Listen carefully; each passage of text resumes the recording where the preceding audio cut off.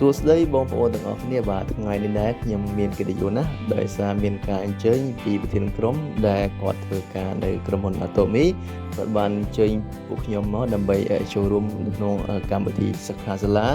ពាក់ព័ន្ធជាមួយនឹងផលិតផលរបស់ក្រុមហ៊ុន Atomy បាទ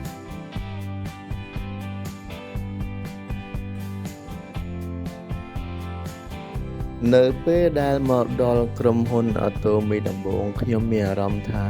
រំភើបដោយសារមានមនុស្សជាច្រើនដែលគាត់ជឿជាក់ទៅលើផលិតផលរបស់ក្រុមហ៊ុន Atomy គាត់ធ្លាប់ប្រើរយៈពេលពី1ឆ្នាំរហូតដល់ខ្លះ10ឆ្នាំខ្លះ4ឆ្នាំខ្លះ5ឆ្នាំហើយនៅពេលដែលគាត់ប្រើផលិតផលទាំងអស់នោះ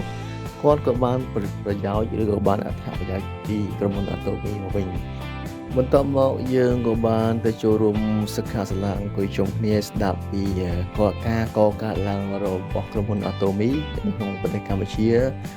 មកដល់ពេលនេះក្រុមហ៊ុន Atomy បានឈរជើងរយៈពេល10ឆ្នាំមកហើយនៅលើទឹកដីប្រទេសកម្ពុជាហើយក៏មានបុគ្គលិកហើយក៏មានអ្នកប្រើប្រាស់ជាច្រើនដែលស្គាល់អំពីផលិតផល Atomy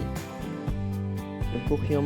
បានយល់ឃើញថានៅពេលដែលយើងមកបានអង្គុយស្ដាប់រាល់វាគ្មិនដែលគាត់ឈរជើងគាត់តស៊ូជាមួយក្រុមហ៊ុន Atomy តាំងពីដំបូងរហូតដល់បច្ចុប្បន្ននេះក្រុមហ៊ុន Atomy គឺជាក្រុមហ៊ុនមួយដែលមានដើមទុនធំក្រុមហ៊ុនដែលមានអ្នកប្រើប្រាស់ធំអ្នកប្រើប្រាស់ច្រើនដូច្នេះហើយយើងអត់មានការព្រួយបារម្ភអ្វីទាំងអស់ហើយក្រុមហ៊ុនសូមបញ្ជាក់ថាក្រុមហ៊ុន Atomy គឺជាក្រុមហ៊ុនរបស់ប្រទេសកូរ៉េខាងត្បូងដែលនាំចូលដោយប្រទេសកូរ៉េខាងត្បូងហើយផលិតផលទាំងអស់នេះគឺជាផលិតផលដែលល្អសម្រាប់សុខភាពហើយនិងសម្រស់ចំពោះខ្ញុំមានចំណាប់អារម្មណ៍ថា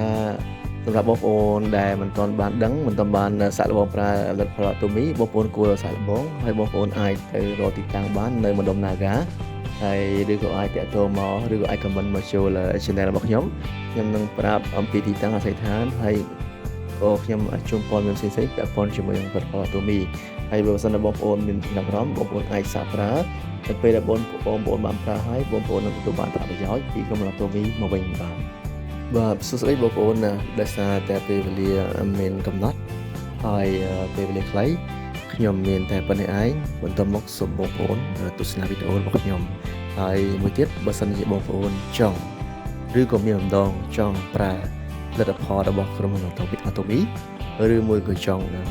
ខ្លាយខ្លួនជាបុគ្គលិកក្រុមហ៊ុន Atomy បងប្អូនអាចតាក់ទងឬក៏មិននៅក្នុង channel របស់ខ្ញុំនឹងជូនព័ត៌មានលម្អិតទៅកាន់បងប្អូនទាំងអស់គ្នា